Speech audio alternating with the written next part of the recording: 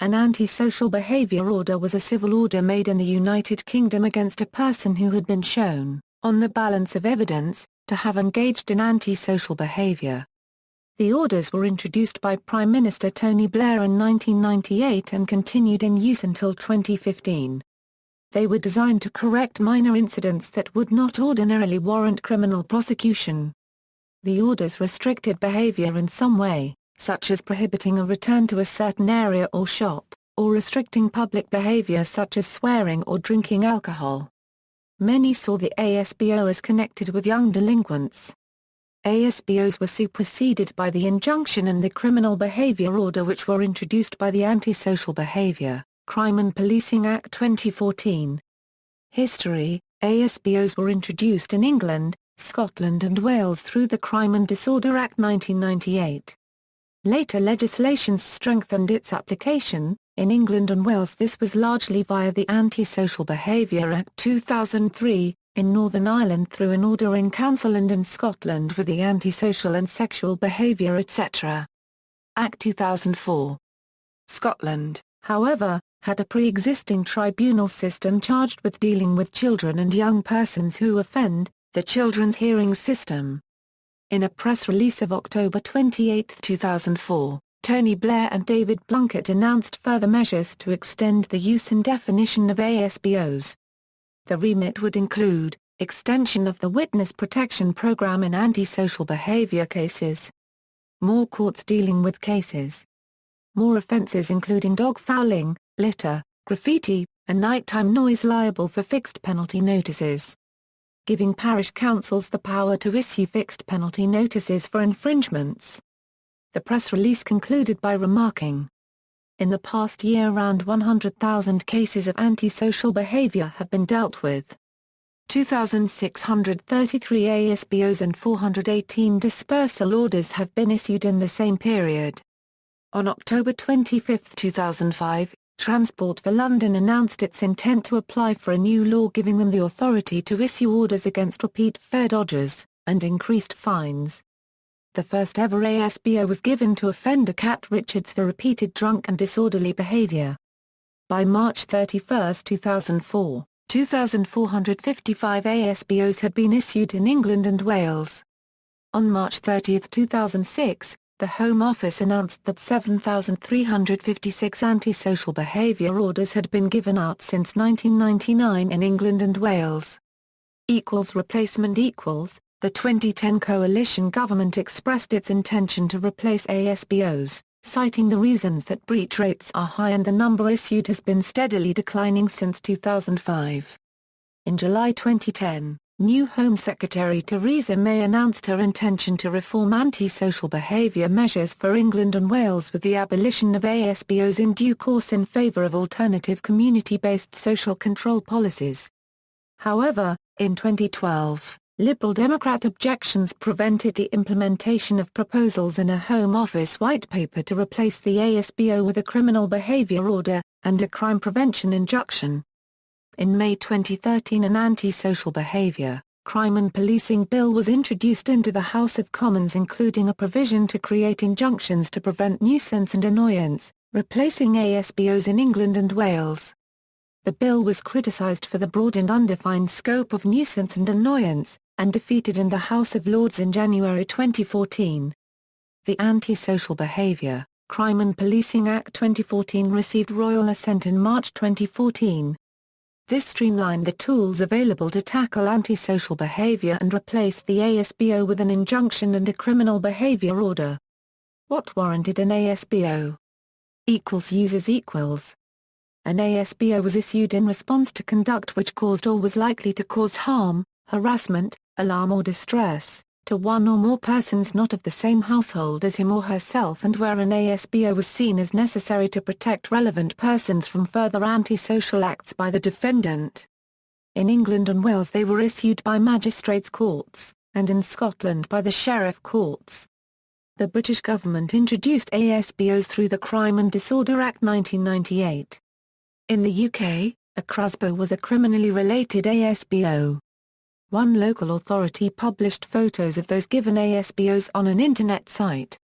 Antisocial behaviour included a range of problems such as abandoning cars, arson, begging, casteism, dangerous driving, defecating, urinating in public, disturbing the peace, dogging, drug dealing, consumption of controlled recreational drugs, drunken behaviour, fare evasion, homophobia, intimidation, littering, fly tipping, dog fouling, loitering, noise pollution, paedophilic activity, racism, rioting, rudeness, smoking in public places, spitting, stealing, shoplifting, urban exploration, vandalism, criminal damage, graffiti. Equal standard of proof equals, applications for ASBOs were heard by magistrates sitting in their civil capacity. Although the proceedings were civil, the court had to apply a heightened civil standard of proof. This standard was virtually indistinguishable from the criminal standard. The applicant had to satisfy the court so that it is sure that the defendant has acted in an antisocial manner.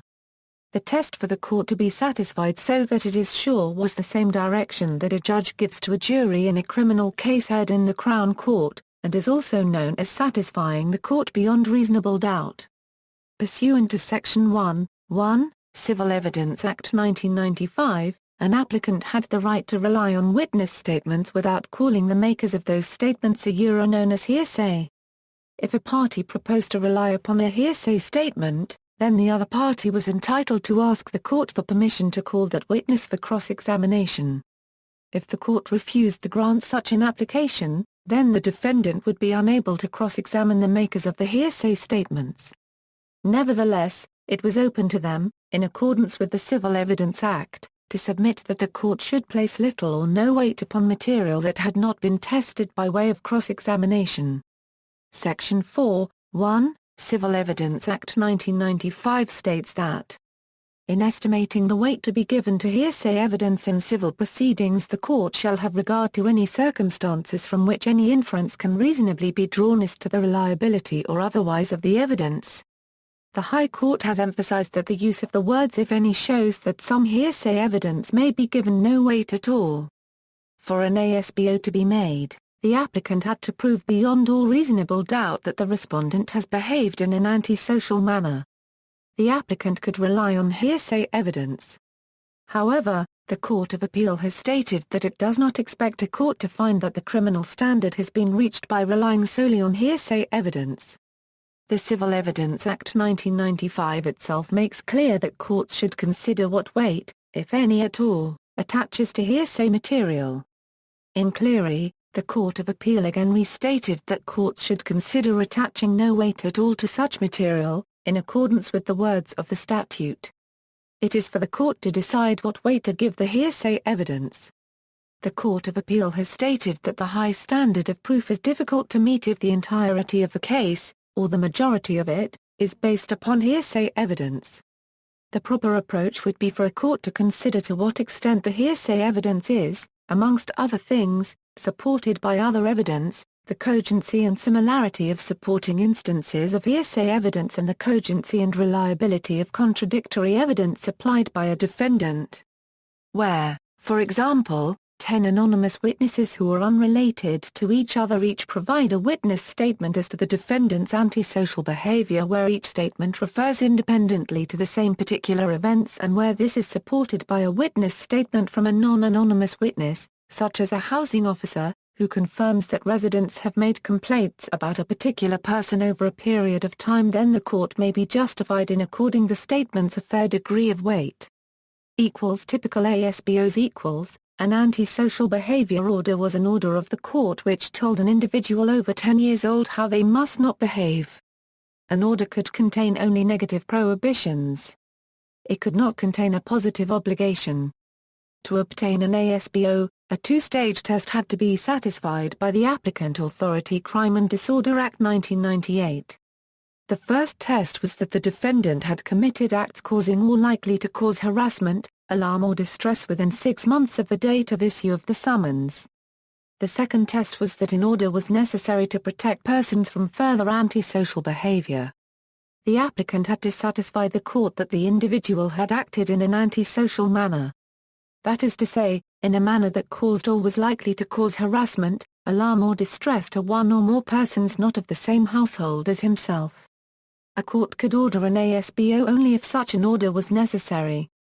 Further, each prohibited act would usually be an act preparatory to a criminal offence rather than the offence itself, but not always. Rapes v. Commissioner of Police of the Metropolis, 2007, EWHC 208. In addition, each prohibition itself had to be necessary. It may have been inappropriate for a condition to be not to spray graffiti the final act as opposed to prohibiting the carrying of a paint spray can in a particular area, marked on a map. This would only have been necessary if the court was sure that the respondent continually created graffiti with spray cans in a specific area. An order had to be tailor-made for the individual defendant. The ASBO represented a form of personalized criminal law. It had to be relevant to their particular antisocial behavior. Orders should not have been drafted too widely or imprecisely. Each prohibition had to be necessary. An ASBO was very similar to a civil injunction even though the differences are important. First, the injunction was supposed to protect the world at large, in a given geographical area, rather than an individual. Second, breach of an ASBO was a criminal offence to be tried in a criminal court applying the criminal standard of beyond all reasonable doubt. A power of committal to prison was available for breach of a civil injunction but a court was unlikely to exercise that power. A person subject to an antisocial behaviour order where it did not follow a criminal conviction had an automatic right of appeal against both the making of the order and its terms to a higher court. There was also the availability of an appeal to the High Court by way of case stated. There was no appeal against the variation of orders, and variation was used to add extra conditions and to extend the duration of ASBOs. An application for an ASBO was considered by the courts in its civil jurisdiction and was a civil order. However, breach of an ASBO was a criminal offence and conviction could result in up to 5 years imprisonment. Subsequent legislation compelled magistrates to make a parenting order where a person under the age of 16 breached their ASBO. Other examples: abusive behavior, begging, fly posting, harassment, organizing illegal raves, suicide attempts, theft, vandalism.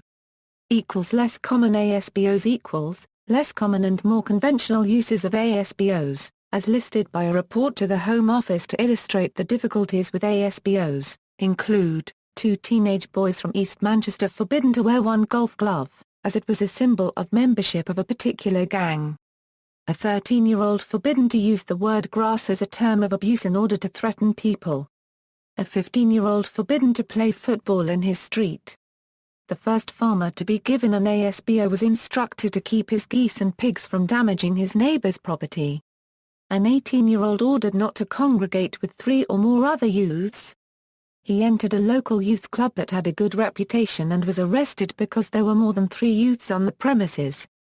He was intending to attend an event there on how to deal with antisocial behavior. Criticism: from their inception, ASBOs were controversial. They were criticized as being without strong and principled justification, a distraction from the failure of the government's law and order policies, a recipe for institutionalized vigilantism, and an emblem of punitive populism. Andrew Rutherford commented that the ASBO provides a particularly striking example of the criminalization of social policy. A Mori opinion poll published on June 9, 2005 found that 82% of the British public were in favour of ASBOs. However, only 39% believed they were effective in their current form. A 2012 survey by Angus Reid Public Opinion showed that only 8% of Britons believe ASBOs have been successful in curbing antisocial behaviour in the UK. Other parties voiced concerns about the open-ended nature of ASBO penalties. That is, there is little restriction on what a court may impose as the terms of the ASBO, and little restriction on what can be designated as antisocial behaviour. Critics have reported that only around 3% of ASBO applications have been turned down. In July 2007, the local government ombudsman published a report criticising Manchester City Council for serving an ASBO based purely on uncorroborated reports of nuisance by a neighbour, and the council agreed to pay £2,000 in compensation. A 2005 memorandum submitted by the National Association of Probation Officers asserted that there is ample evidence of the issuing of ASBOs by the courts being inconsistent and almost a geographical lottery. There is great concern that people are being jailed following the breach of an ASBO where the original offence was itself non-imprisonable. There is also evidence that ASBOs have been used where people have mental health problems where treatment would be more appropriate. In NAPO's view, the time is right for a fundamental review of the use and appropriateness of anti-social behaviour orders by the Home Office. In 2002, Home Office data stated that in the cases where information was available, there was a high proportion where some mitigating factor appeared to have contributed to their behaviour. Almost a fifth were drug abusers and a sixth were alcohol abusers. Overall, 44% were engaging in substance abuse or had a learning disability, and a further 16% included persons with psychological and behaviour problems in the family. Similar results are found in Scotland. A case file review showed that 55% of those given ASBOs had substance abuse, mental health or learning disability problems. A survey of youth offending teams by the British Institute for Brain-Injured Children in 2005 showed that 38% of ASBOs went to young people with significant mental disorders.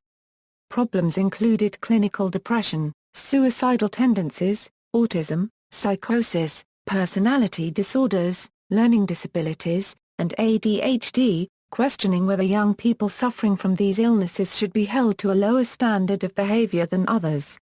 By contrast, the same survey of ASBO teams gave only a 5% reported incidence of mental impairment. This massive difference suggests that most ASBO teams did not take into account mental health problems even though the Home Office safeguards for vulnerable people in the ASBO process required it. ASBO effectiveness has also been questioned. In a House of Commons reply it was stated that 53.7% of ASBOs were breached in England in 2005. 69.4% in 2006. 70.3% in 2007. In large cities rates could be higher. The breach rate in Manchester reached 90.2% in 2007. This level of breaching raises an interesting issue. The first test to justify the issuing of an ASBO was that ASB had been proved to the criminal standard. The second test was that the order was necessary to prevent future acts of ASB and provide protection to the victim. However, the criminal standard was not applied to the second test. Indeed, Lord Steen v. Manchester Crown Court, 2003, 1 AC 787812, para 37, said, "The inquiry under Section 1(1)(b), namely that such an order is necessary to protect persons from further antisocial acts by him, does not involve a standard of proof, it is an exercise of judgment or evaluation." According to government evaluations in the ASB intensive family support projects introduced to supplement ASBOs, 80% of the families targeted had serious mental physical health and learning disability problems. 1 in 5 families had children affected with attention deficit hyperactivity disorder, 60% of the families were recognized as victims of ASB. Project managers described many families as easily scapegoated in neighbor disputes. HRS 230 called for a review of ASBO policy and investigation procedures to make the whole process fairer. A later study of 53 projects by the National Centre for Social Research noted that 42% of children with mental health problems were reported to have ADHD or hyperactivity, and 29% depression or stress. Amongst adults, 69% had depression. A later comprehensive review of family intervention projects over a decade found little objective evidence for significant, sustained reduction in ASB in the families, and concluded that underlying mental health and disability problems remained largely unaddressed. In the UK, there was criticism that an ASBO was sometimes viewed as a badge of honour by youth.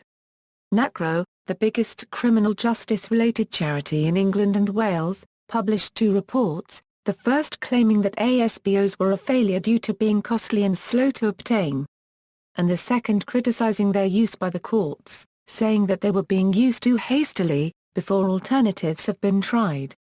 In popular culture, in Doctor Who Season 2, Episode 3, The doctor is surprised the students are well behaved and says, "It's very well behaved, this place. I thought they'd all be happy slapping hoodies. Happy slapping hoodies with ASBOs.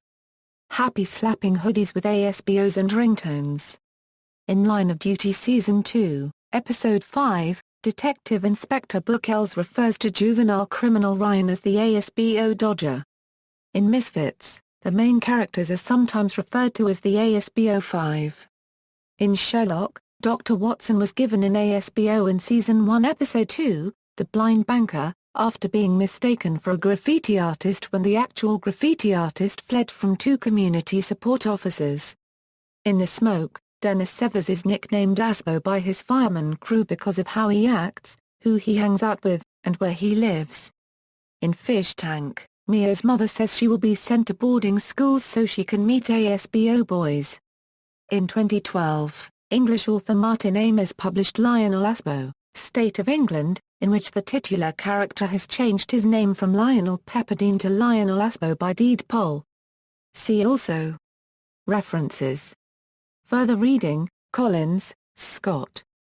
Catmull, Rebecca, Anti-Social Behaviour and Disorder, Powers and Remedies, London, Sweet and Maxwell, ISBN 978-0-421-95000-9, Sikand, Maya, ASBOs, A Practitioner's Guide to Defending Antisocial Behaviour Orders, London, Legal Action Group, ISBN 978-1-903-307-41-0, hmso.gov.uk. A Crime and Disorder Act 1998, Office of Public Sector Information, hmso.gov.uk. A Anti-Social Behaviour Act 2003, Office of Public Sector Information.